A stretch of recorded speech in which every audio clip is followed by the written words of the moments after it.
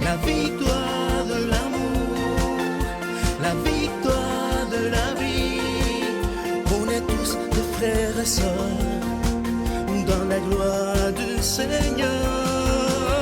La victoire de l'amour, c'est la joie dans nos cœurs. On est tous des gagnants d'abondance et de gloire.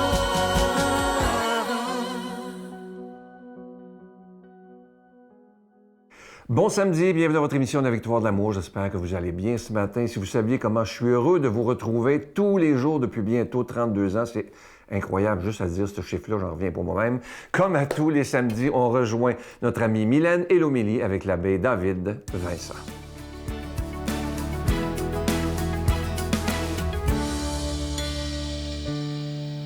Bonjour et bienvenue à cette chronique. Je suis heureuse de vous retrouver ici ce matin.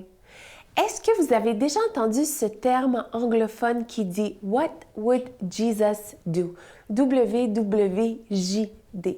Lorsque j'étais plus jeune, c'était une tendance, on peut dire, qu'on portait sur un bracelet. Donc, WWJD, c'était un rappel. Et je me souviens, mes parents m'ont emmenée pour la toute première fois, mon tout premier concert. L'artiste s'appelait Rebecca St. James. C'était une artiste australienne qui était de passage à Montréal. Et on est allé à son concert et mes parents m'ont acheté des souvenirs, dont ce bracelet. Et récemment, ça m'est revenu, le WWJD que je portais très fièrement sur mon poignet pendant quelques temps. Eh bien, ça m'est revenu parce que je faisais face à une certaine situation et je me suis dit, qu'est-ce que Jésus ferait à ma place? Et ma mémoire me fait souvent défaut, oui, et je pense que les mamans, vous allez me comprendre, hein? On dit souvent que quand on accouche, la mémoire sort avec le bébé, mais ça, par exemple, c'est quelque chose que j'ai retenu, WWJD. What would Jesus do? Qu'est-ce que Jésus ferait à ma place? Et aujourd'hui, c'est le titre de ma chronique. Je pense que si on se posait plus souvent cette question, on ferait peut-être moins d'erreurs de parcours, non? Et parce que le problème, c'est pas toujours qu'on ne sait pas quoi faire, qu'on ne sait pas quoi dire, c'est souvent on prend pas le temps de consulter Jésus avant d'agir. Jésus, qu'est-ce que tu ferais à ma place? Et pourtant, Jésus nous donne tellement d'exemples bibliques. Regardez bien. Jésus répondait souvent avec douceur quand on l'attaquait. Jésus prenait le temps de prier avant des grandes décisions. Jésus servait avant de chercher à être servi. Jésus pardonnait rapidement. Jésus disait toujours la vérité, mais avec grâce. On n'a pas besoin de connaître toutes les réponses à tout ce qu'on doit faire dans la vie, mais quand on apprend à connaître Jésus, par exemple, sa manière d'agir devient la nôtre. Vous savez, j'ai été directrice d'un département, je pense que j'en ai déjà parlé pendant plusieurs années et j'avais une centaine de personnes sous ma charge. Et ça m'est souvent, pas souvent, mais quand même quelques fois arrivé d'avoir dû faire face à différentes situations, dont recevoir des courriels désobligeants, des courriels même méchants, je dirais. Mais je devais répondre à ces courriels. Vous saviez ce que je faisais? J'ouvrais une fenêtre de ma boîte de courriel sans mettre le destinataire, évidemment, pour pas par erreur appuyer sur « Envoyer » et j'écrivais.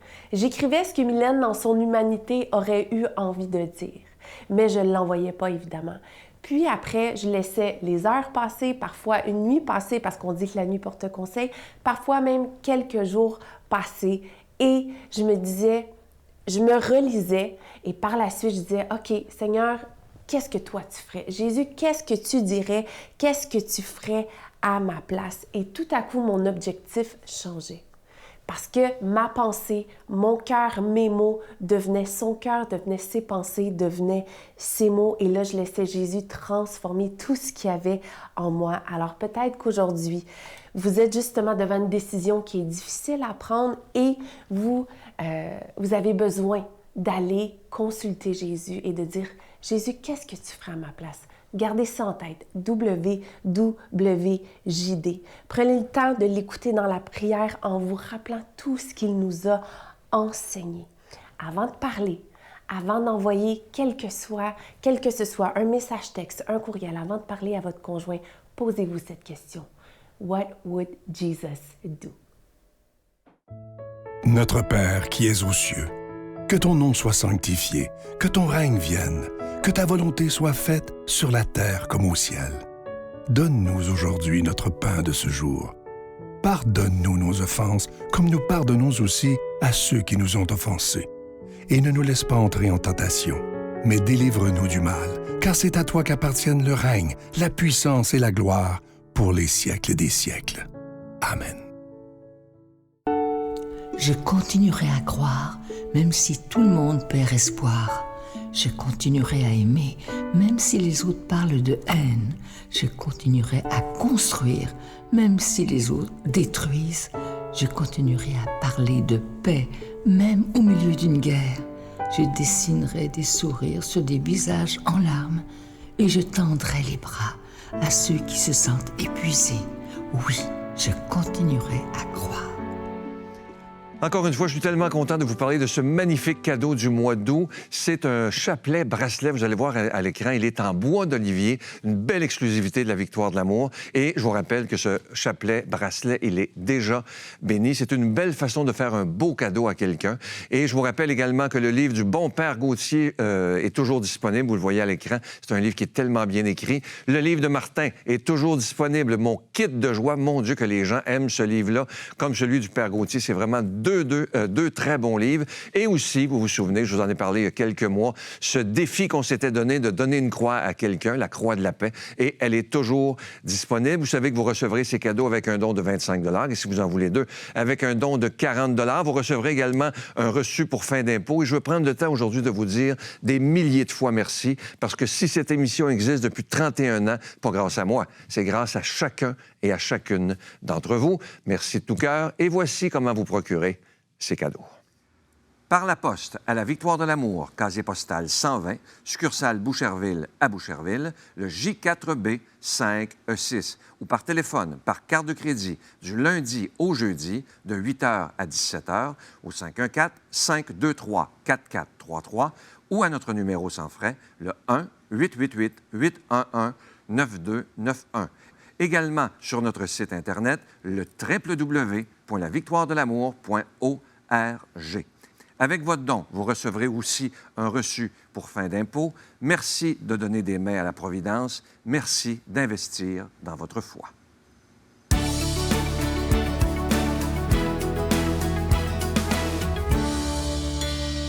Mon Dieu, donnez-moi la sérénité d'accepter les choses que je ne peux changer, le courage de changer les choses que je peux et la sagesse d'en connaître la différence. Amen.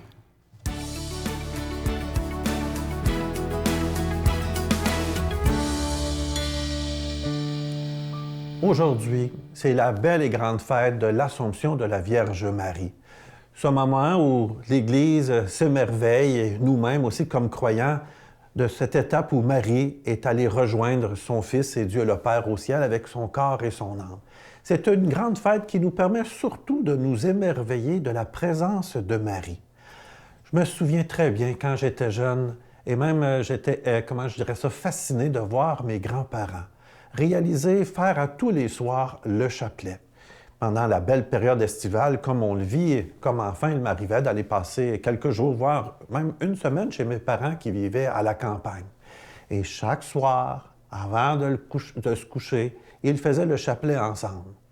Pour un enfant, ça aurait pu paraître long, mais je dois vous avouer que j'étais non seulement émerveillé, fasciné, mais je trouvais ça tellement beau de voir mes grands-parents confier leur intention à Marie.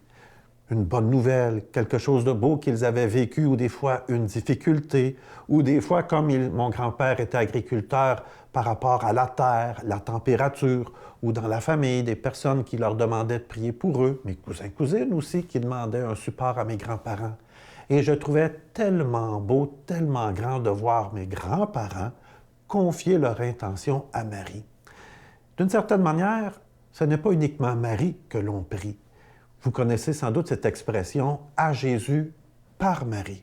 Dans le fond, mes grands-parents, et c'est ce que ma grand-mère me disait, « confie tes intentions à Marie pour qu'elle les apporte à Jésus ».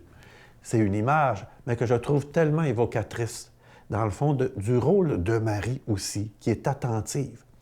Dans le passage d'Évangile d'aujourd'hui, ce qui nous est donné pour fêter l'Assomption, C'est le moment où Marie se rend en toute hâte chez sa cousine Élisabeth. Elle s'en va prêter assistance à sa cousine qui est enceinte. Et voici ce qu'on dit. Lorsque Marie arriva chez sa cousine, comment, dans le fond, elle a réagi. Or, lorsqu'Élisabeth a entendu la salutation de Marie, l'enfant bondit dans son corps et Élisabeth fut remplie du Saint-Esprit. Elle poussa un grand cri et dit, « Tu es bénie entre toutes les femmes, et Jésus, le fruit de tes entrailles, est béni. » Ça ne vous rappelle pas la belle prière de Marie, ça aussi? Évidemment, il y a aussi ce moment où l'ange Gabriel, lorsqu'il est apparu à Marie pour lui annoncer qu'elle allait avoir un enfant, lui a dit, « Ce que vous connaissez, je vous salue Marie, pleine de grâce, le Seigneur est avec toi. » C'est de là que vient cette magnifique prière du « Je vous salue Marie », cette annonce de l'ange Gabriel à Marie. Et lorsque Marie partit en toute hâte et lorsqu'elle rencontra sa cousine, elle l'a saluée en reconnaissant, dans le fond, qu'elle est bénie entre toutes les femmes. Que c'est magnifique, que c'est beau de réaliser que la plus belle prière à Marie trouve son origine dans la parole de Dieu, trouve son origine, dans le fond, dans la manière d'être de Marie. Souvenons-nous de d'autres événements aussi, où Marie a été très attentive aux besoins. Les noces de Cana. « Ils n'ont plus de vin », va-t-elle dire à Jésus, pour qu'il fasse quelque chose. Rappelons-nous Marie, au pied de la croix également, lorsque son fils est crucifié et qu'il va mourir. Elle est présente aussi. Marie est attentive à nous, aux besoins, et elle porte à son fils ce que nous lui confions comme besoin. Les personnes que nous lui confions, qui ont besoin que l'on prie à elle, parce qu'elle va les apporter à son Fils Jésus-Christ. Aujourd'hui, en cette belle et grande fête de l'Assomption, nous qui honorons la Sainte Vierge, nous qui l'admirons, je te lance ce défi à toi aussi, dans ta prière, de confier à Marie une intention particulière, une personne, pour qu'elle les amène, qu'elle les porte à Jésus, son Fils. Et d'une certaine manière, en agissant ici, prends conscience que toi aussi, tu es un petit peu comme ma grand-mère, qui confiait ses intentions à Marie, et que toi aussi, tu es même un peu comme la Vierge elle-même, qui apporte ses intentions à Jésus.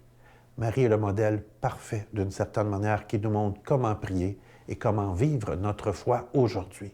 C'est un modèle inspirant, le modèle d'une femme, et c'est pour cela que Dieu l'a voulu lui donner cette grâce, ce cadeau de monter au ciel avec son corps et son âme aussi, sans mourir. C'est pour cela que l'Église a reconnu, on pourrait dire, cette intuition profonde que Marie a tellement été bonne pour son Fils Jésus qu'il lui a fait ce cadeau. Et moi, je te bénis, le Père, le Fils et le Saint-Esprit. Amen. Je vous salue Marie, pleine de grâce. Le Seigneur est avec vous. Vous êtes bénie entre toutes les femmes, et Jésus, le fruit de vos entrailles, est béni. Sainte Marie, Mère de Dieu, priez pour nous pécheurs, maintenant et à l'heure de notre mort. Amen.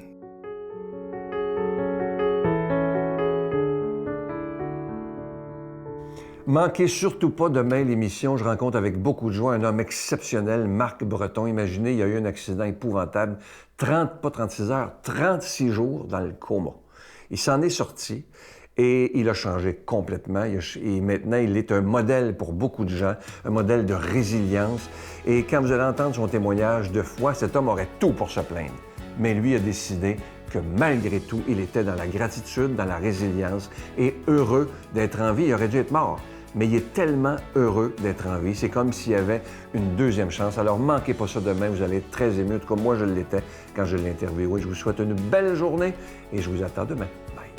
Mais j'étais rendu dans un autre beat. Là, je jouais de la musique, je prenais de la drogue, je buvais de l'alcool, puis là, j'étais éparpillé, perdu.